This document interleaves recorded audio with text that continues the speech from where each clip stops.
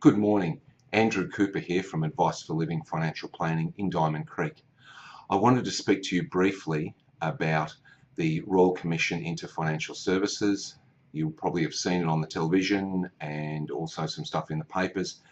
They started hearings again on Monday talking about superannuation. Like many of you, I dare say I've been angered and frustrated at the sort of things that's been coming out of the Financial Services Royal Commission. And in particular because I suppose along with probably 95% of other planners in the industry, we've been struggling to do the very best we can for our clients and to have a positive impact on their financial future, only to find that some of the institutions we've been using have been taking the opportunity to gouge fees out of clients and providing no service. Whilst I'm frustrated, I suppose the good thing for our clients is that it really has no impact.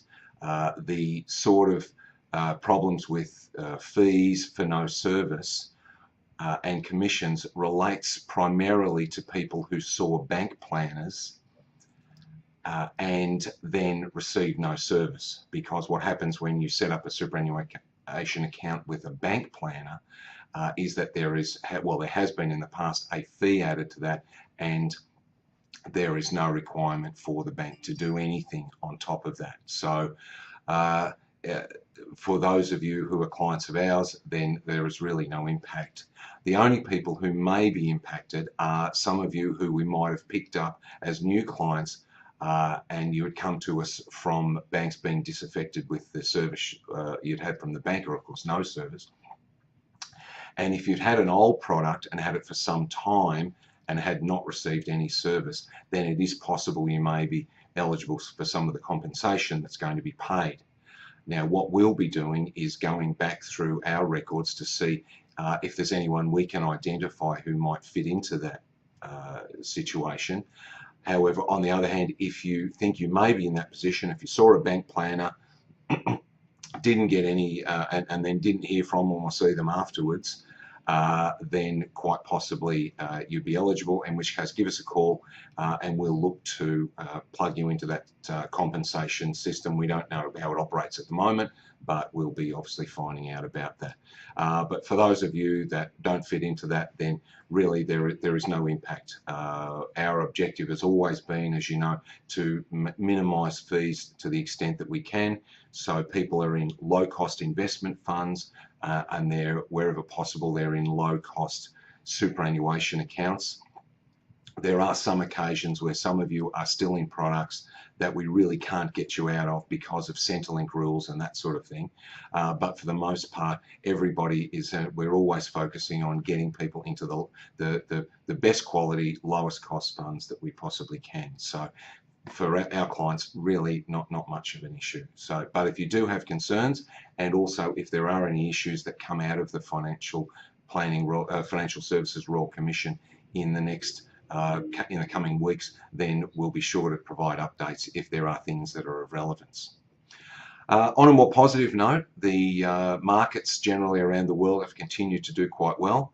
Last year we had a really bumper year, and pretty much returns from all asset classes, so that shares and property and fixed interest, were normally about at the upper end of what you would expect. There were a few exceptions, but for the most part it was a very good year.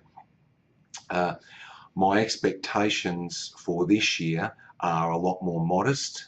There are a number of economists predicting the usual crash and chaos and so forth. I'm not seeing that, and certainly the bulk of economists and market people are not seeing that.